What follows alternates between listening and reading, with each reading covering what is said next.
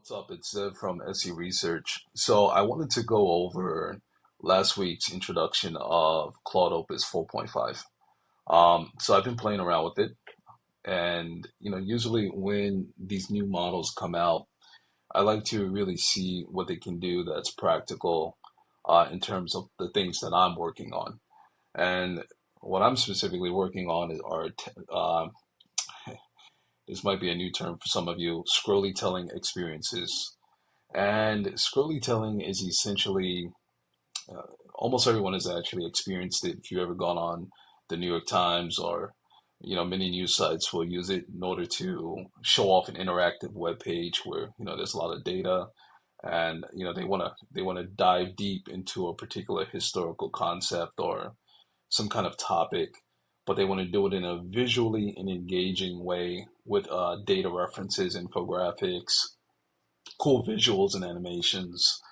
So to me, that's kind of like, a huge benchmark on how well, some of these models can one shot a prompt and produce something meaningful and that's actually engaging outside of a generic cookie cutter experience, which is, to be fair, the bulk of most landing pages that you get, unless you do some deeper prompting or use some deeper agentic workflows.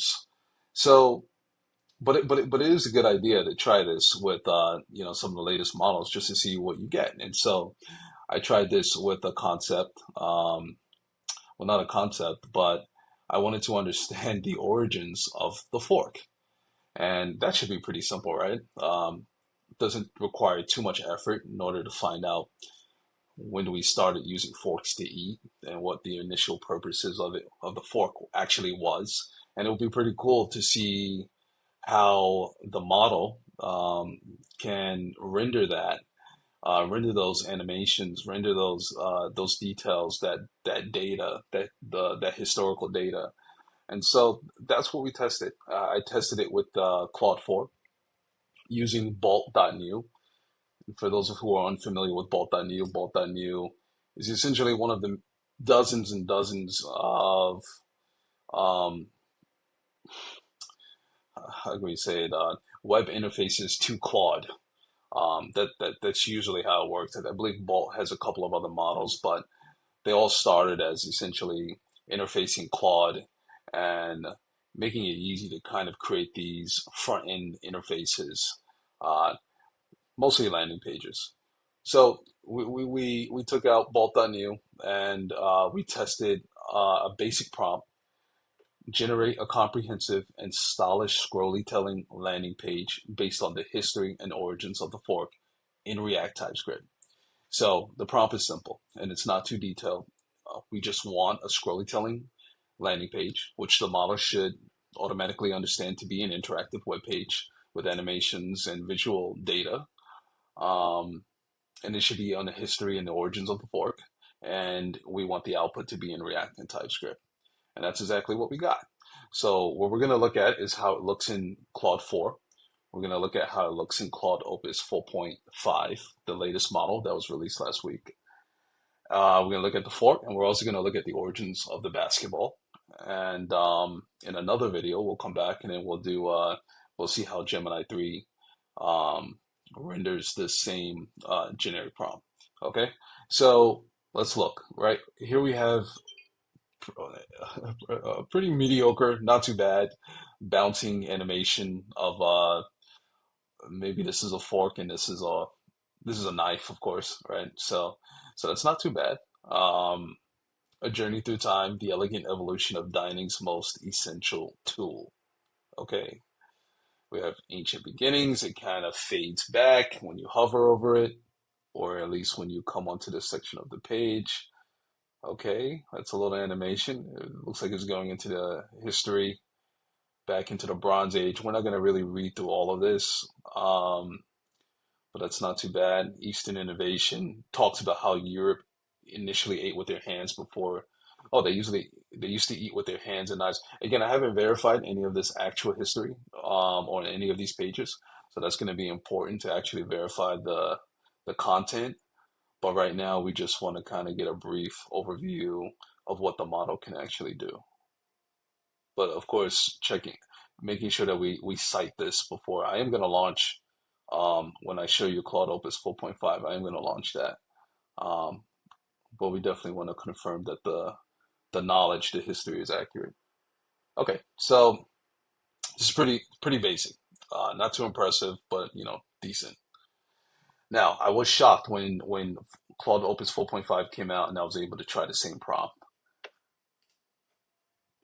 This page really wowed me. I did not expect this.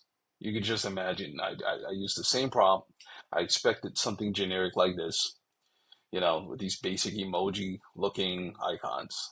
And instead, I got what looks to be a premium. I mean, you could literally go into a museum, and if you had gotten a brochure that looked like this, you would think that it was pretty classy and elegant. I mean, the colors are pretty on point with the theme. The font, look at that casual gradient, that fading out. The font type choice. We have some overlapping CSS issues. But overall, I mean, look at this. It's trying to do a fork with a plate. That's pretty cool. And then you have this progress bar. It could definitely use some touching up from a design perspective. But if you're just one-shotting this and you work at a museum and you just want to get something out to, your supervisors and to your creative team, I think personally this is very impressive. And it's pretty cool, right? Like, so it's going through the history, the cradle of civilization. Uh, it begins in Egypt, Greece. Apparently, they had forks, some sense of forks specifically for the pharaohs. In Egypt, the Egyptians preferred to dine with their fingers, considering direct contact with food a sensual pleasure not to be mediated by metal. But they did have large bronze forks grace the kitchens of pharaohs. That's interesting. So that's something that, I haven't really dived into it. Again, we definitely want to confirm that this is accurate first. So I'm not stating that any of this is accurate, but if we just look at it from a design perspective, this is pretty cool. Okay, so now let's move on quickly to basketball. Again, one shot, all I did, generate a comprehensive and stylish scrollytelling landing page based on the history and origins of the basketball in React such TypeScript. The only thing I did here was substitute the fork for the basketball. And this one shot prompt produced this pretty solid, thematically on point scrollytelling experience. The basketball, you can see we have an animation here of a basketball that could be like an animated SVG, possibly. I haven't looked into the code.